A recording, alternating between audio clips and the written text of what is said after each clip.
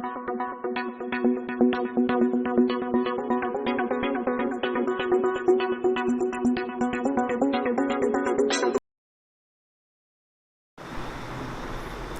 विद्यार्थियों नमस्कार।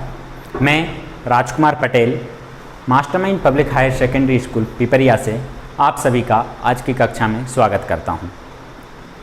हमें आशा है कि आप सभी स्वस्थ होंगे और आज हम कक्षा 12वीं की अकाउंट शुरू करेंगे, जिसमें पहला अध्याय जहां से हम शुरुआत करेंगे, पहला अध्याय है हमारा गैर व्यापारिक संस्थाएं या गैर लाभकारी संगठनों के वित्तीय विवरण। ठीक है, इसके बारे में हम देखेंगे कि गैर व्यापारिक संस्थाएं क्या होती हैं, ये कैसे काम करती हैं, कौन सी संस्थाएं होती हैं, ये इनके उद्देश्य क्या होते हैं। ठीक है, तो हम पढ़ेंगे, इसके आगे देखेंगे। जैसे पहला प्रश्न हमारा बन जाता है कि गैर व्यापारिक संस्थाओं से आप क्या समझते हैं, इनके उदाहरण लिखिए। ठीक है, तो हम देखेंगे कि गैर व्यापारिक संस्थाएं क्या होती हैं। पहले हम इसका अर्थ देखेंगे। गैर व्यापारिक संस्थाओं का अर्थ क्या होती हैं गैर व्यापारिक संस्थाएं। उससे पहले हम देखेंगे कि गैर व्यापारिक मतलब नाम से स्पष्ट हो रहा है, गैर व्यापारिक मतलब जिसका संबंध व्यापार से ना हो।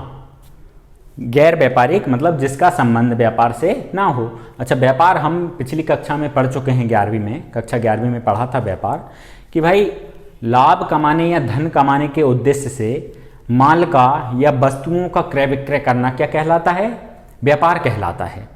और जो संस्था या जो व्यक्ति ये व्यापार से जुड़े होते हैं या लगे होते हैं व्यापार में, उन्हें क्या कहते हैं, व्यापारिक संस्था कहते हैं। ठीक है, तो अपन को क्या पढ़ना है, व्यापार में खाली बता रहा था आपको कि आपने पिछली कक्षा में पहले व्यापारिक अपन ने पढ़ चुके हैं, लेकिन अपन को पढ़ना है गैर व्यापारिक। गैर व्यापारिक संस्थाएं क्या होती हैं, तो ऐसी संस्थाएं जिनका उद्देश्य लाभ कमाना ना होकर समाज की सेवा करना होता है, उन्हें हम क्या कहते हैं, गैर व्यापारिक संस्थाएं कहते हैं। ठीक है, वे संस्थाएं जिनका उद्देश्य लाभ कमाना या पैसा कमाना ना होकर समाज की सेवा करना या परोपकार की भावनाओं से जो संस्थाएं कार्य करती हैं, ऐसी संस्थाओं को अपन क्या कहते हैं, गैर व्यापारिक संस्थाएं कहते हैं। जैसे अपन उदाहरण के तौर पर यदि देखें तो खेलकूद संस्थाएं, अनाथ आश्रम, वृद्धाश्रम और भी जैसे गवर्नमेंट स्कूल और भी कई विद्यालय ऐसे रहते हैं जहाँ पे निःशुल्क शिक्षा दी जाती है और रहने खाने की भी व्यवस्था की जाती है बच्चों की। और मंदिर, मस्जिद, इनके द्वारा भी क्या है, ये पैसे कमाने का इनका उद्देश्य नहीं होता है। जैसे अनाथ आश्रम का उद्देश्य कोई पैसा कमाना तो है नहीं है, उनका उद्देश्य क्या है, सिर्फ अनाथ बच्चों की देख रेख करना और उनको रहने खाने की व्यवस्था देना। ठीक है, तो ऐसी संस्थाएं क्या कहलाती हैं, गैर व्यापारिक संस्थाएं कहलाती हैं, क्योंकि इनका उद्देश्य क्या है, समाज की सेवा करना है या परोपकार की भावनाओं से ये कार्य करती हैं। इनका उद्देश्य पैसा कमाना नहीं होता है। ठीक है, आया समझ में गैर व्यापारिक संस्थाएं क्या होती हैं, और इनके उदाहरण भी अपन ने देख लिए। क्लियर है, आगे बढ़ते हैं। तो अपन देखेंगे दूसरा प्रश्न है, गैर व्यापारिक संस्थाओं द्वारा हिसाब किताब रखने के उद्देश्य या आवश्यकता। अब क्या होती है भाई, गैर व्यापारिक संस्थाओं का उद्देश्य पैसे कमाना होता ही नहीं है। पैसे कमाने का उद्देश्य, गैर व्यापारिक संस्थाओं का उद्देश्य पैसा कमाना नहीं होता है, तो फिर इनके द्वारा हिसाब किताब रखने की क्या आवश्यकता है, क्या जरूरत है इनको हिसाब किताब रखने की। ठीक है, तो वो अपन देखेंगे कि भाई गैर व्यापारिक संस्थाओं द्वारा हिसाब किताब रखने के उद्देश्य या आवश्यकता क्या है। तो अपन उनको थोड़े से पॉइंट में अपन समझेंगे। पहला पॉइंट है, दानदाताओं को आय व्यय का ब्यौरा प्रस्तुत करने का उद्देश्य। दानदाताओं को मतलब ऐसी जो संस्थाएं होती हैं गैर व्यापारिक संस्थाएं, ये कैसे संचालित होती हैं, कोई व्यक्ति दान देता है या सरकार से अनुदान प्राप्त होता है, ऐसे जो प्राप्त होता है जो पैसा, उससे ये संचालित होती हैं। ठीक है, तो दानदाताओं को आय व्यय का ब्यौरा प्रस्तुत करने का उद्देश्य मतलब जो व्यक्ति इन संस्थाओं को दान दे रहा है, भाई वो भी जानना चाहता है कि मेरा पैसा सही उपयोग हो रहा है या नहीं हो रहा। तो वो उसके लिए क्या है, दानदाताओं को आय व्यय का ब्यौरा प्रस्तुत करने के लिए गैर व्यापारिक संस्थाएं क्या करती हैं, अपना हिसाब किताब रखती हैं। ठीक है, क्लियर है, आगे देखेंगे। दूसरा पॉइंट, आय के अनुसार व्यय को संतुलित करने का उद्देश्य। क्या है दूसरा पॉइंट? आय के अनुसार व्यय को संतुलित करने का उद्देश्य। मतलब जो संस्थाओं की, जो गैर व्यापारिक संस्थाएं हैं, इनकी जो आय है उसके अनुसार व्यय को संतुलित करना पड़ता है। मतलब जैसे जो आय हो रही है, यदि उससे अधिक यदि व्यय कर दिए तो फिर तो दिक्कत खड़ी हो जाएगी।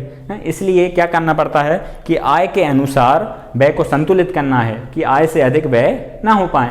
तो आय के अनुसार व्यय को संतुलित करने के उद्देश्य से क्या किया जाता है? गैर व्यापारिक संस्थाओं द्वारा हिसाब किताब रखा जाता है। ठीक है, आया ये क्लियर है, समझ में आया? ठीक है, आगे अब तीसरे नंबर का पॉइंट देखेंगे, शुद्ध आय ज्ञात करने का उद्देश्य। शुद्ध आय ज्ञात करने का उद्देश्य, गैर व्यापारिक संस्थाओं द्वारा शुद्ध आय, अपनी शुद्ध आय ज्ञात करने का उद्देश्य से क्या किया जाता है? हिसाब किताब रखा जाता है। मतलब गैर व्यापारिक संस्थाएं अपनी शुद्ध आय की जानकारी प्राप्त करने के लिए क्या करती हैं? हिसाब किताब रखती हैं। ठीक है, या हिसाब किताब रखने की आवश्यकता पड़ती है। ठीक है, उसके बाद अगला पॉइंट देखेंगे, चौथा नंबर का, आयकर का निर्धारण करने का उद्देश्य। गैर व्यापारिक संस्थाएं अपना हिसाब किताब क्यों रखती हैं? क्योंकि उन्हें आयकर का निर्धारण करना है कि भाई इनकम टैक्स द्वारा उन पर जो टैक्स लगाया जाएगा तो वो उसके लिए उसका निर्धारण कैसे होगा? आयकर विभाग द्वारा उन पर जो कर लगाया जाएगा उसका निर्धारण कैसे होगा? तो उसके लिए उनको हिसाब किताब रखना पड़ेगा। इसलिए गैर व्यापारिक संस्थाओं द्वारा आयकर का निर्धारण करने के उद्देश्य से हिसाब किताब रखा जाता है। ठीक है, आगे देखेंगे पांचवा पॉइंट, आर्थिक स्थिति की जानकारी का उद्देश्य। संस्थाओं द्वारा अपनी संस्था की आर्थिक स्थिति की जानकारी प्राप्त करने के उद्देश्य से क्या किया जाता है? हिसाब किताब रखा जाता है। मतलब यदि हिसाब किताब रखेंगे तो संस्था को अपनी आर्थिक स्थिति की जानकारी पता चल जाएगा। ठीक है, आया समझ में? आगे देखेंगे छठवां पॉइंट, संपत्तियों की जानकारी का उद्देश्य। गैर व्यापारिक संस्थाओं द्वारा लेखांकन वर्ष में कितनी संपत्तियां खरीदी गईं तथा वर्ष के अंत में उनके पास में संस्था के पास में कितनी संपत्तियां विद्यमान हैं, इस जानकारी प्राप्त करने के लिए क्या किया जाता है? गैर व्यापारिक संस्थाओं द्वारा हिसाब किताब रखा जाता है। ठीक है, आया समझ में? अपन ने देखा कि गैर व्यापारिक संस्थाओं द्वारा हिसाब किताब रखने के क्या उद्देश्य होते हैं या क्या आवश्यकता रहती है। जब उनका उद्देश्य धन कमाना होता ही नहीं है तो हिसाब किताब क्यों रखा जाता है? तो अपन ने ये 6 पॉइंट में देखे, आपको समझ में आया? ठीक है, अब आगे देखेंगे। ठीक है, अब अगला प्रश्न देखेंगे अपन, थर्ड प्रश्न, गैर व्यापारिक संस्थाएं अपना हिसाब किताब रोकड़ पद्धति से क्यों रखती हैं? या क्या कारण है कि गैर व्यापारिक संस्थाएं अपना हिसाब किताब रोकड़ पद्धति से रखती हैं? रोकड़ पद्धति जैसे अपन 11th में पढ़े थे, वो मतलब जिसके आधार पे नगद लेन देनों का लेखा किया जाता है वो रोकड़ पद्धति होती है। जैसे रोकड़ बही में अपन सिर्फ नगद लेन देनों का, नगद व्यवहारों का लेखा करते थे। ठीक है, तो देखेंगे अपन कि गैर व्यापारिक संस्थाएं अपना हिसाब किताब रोकड़ पद्धति से क्यों रखती हैं? पहला पॉइंट है नगद व्यवहार होने के कारण। गैर व्यापारिक संस्थाओं में क्या होते हैं? अधिकांशतः लेन देन क्या होते हैं? नगद होते हैं, और इसलिए नगद व्यवहार होने के कारण क्या करती हैं? गैर व्यापारिक संस्थाएं अपना हिसाब किताब रोकड़ पद्धति से रखती हैं। ठीक है, क्योंकि क्या होते हैं? प्रायः गैर व्यापारिक संस्थाओं में नगद व्यवहार होता है, मतलब लेन देन जो होते हैं वो नगद होते हैं। ठीक है, तो आया पहला पॉइंट क्लियर है। दूसरा, सरल प्रणाली होने के कारण। रोकड़ पद्धति क्या होती है? सरल प्रणाली होती है। इसलिए क्या गैर व्यापारिक संस्थाओं द्वारा अपना हिसाब किताब रोकड़ पद्धति से रखा जाता है, क्योंकि रोकड़ पद्धति में रोकड़ बही और खाता बही बनाई जाती है सर। ठीक है, तो वो क्या पड़ता है? सरल प्रणाली है। इसलिए क्या है? सरल प्रणाली होने के कारण गैर व्यापारिक संस्थाएं अपना हिसाब किताब रोकड़ पद्धति से रखती हैं। ठीक है, आगे देखेंगे उधार लेन देन कम होने के कारण। अब गैर व्यापारिक संस्थाओं में क्या होते हैं?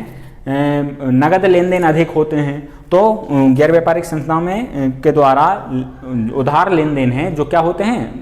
बहुत कम होते हैं। इसलिए क्या करते हैं? एक कारण ये भी हो जाता है कि गैर व्यापारिक संस्थाएं अपना हिसाब किताब रोकड़ पद्धति से रखती हैं, मतलब उधार लेन देन कम होने के कारण गैर व्यापारिक संस्थाएं अपना हिसाब किताब रोकड़ पद्धति से रखती हैं। ठीक है, आगे देखेंगे सौदे सीमित होने के कारण गैर व्यापारिक संस्थाओं में क्या होते हैं, सौदे क्या होते हैं, लेन देन क्या होते हैं, सीमित होते हैं या कम होते हैं। इसी कारण गैर व्यापारिक संस्थाएं अपना हिसाब किताब रोकड़ पद्धति से रखते हैं। आगे आर्थिक स्थिति की जानकारी के कारण रोकड़ पद्धति से गैर व्यापारिक संस्थाएं रोकड़ पद्धति से अपना हिसाब किताब रखती हैं, जिससे क्या होता है, अपनी संस्था की आर्थिक स्थिति की जानकारी प्राप्त हो जाती है। ठीक है, रोकड़ पद्धति में क्या है, नगद व्यवहारों का, नगद लेन देनों का लेखा होता है, जिससे क्या होता है, सही तरीके से संस्था की आर्थिक स्थिति की जानकारी लग जाती है। ठीक है, अगला पॉइंट, प्राप्ति भुगतान की जानकारी के कारण गैर व्यापारिक संस्थाएं अपना हिसाब किताब रोकड़ पद्धति से रखती हैं, क्योंकि रोकड़ पद्धति से अपना हिसाब किताब रखने के कारण प्राप्ति एवं भुगतान की, संस्था को जो प्राप्तियां हो रही हैं एवं भुगतान किए जा रहे हैं उनकी जानकारी प्राप्त हो जाती है। ठीक है, तो आया समझ में ये कि गैर व्यापारिक संस्थाएं अपना हिसाब किताब रोकड़ पद्धति से क्यों रखती हैं, क्योंकि नगद व्यवहार होने के कारण, सरल प्रणाली होने के कारण, उधार लेन देन कम होने के कारण, सौदे सीमित होने के कारण, आर्थिक स्थिति की जानकारी प्राप्त करने के कारण, प्राप्ति भुगतान की जानकारी प्राप्त करने के कारण। ठीक है, तो आज अपन ने 3 प्रश्न तैयार कर लिए हैं, इनको आप देख लेना और तैयार कर लेना है। ठीक है, अब मिलते हैं अगली कक्षा में। नमस्कार।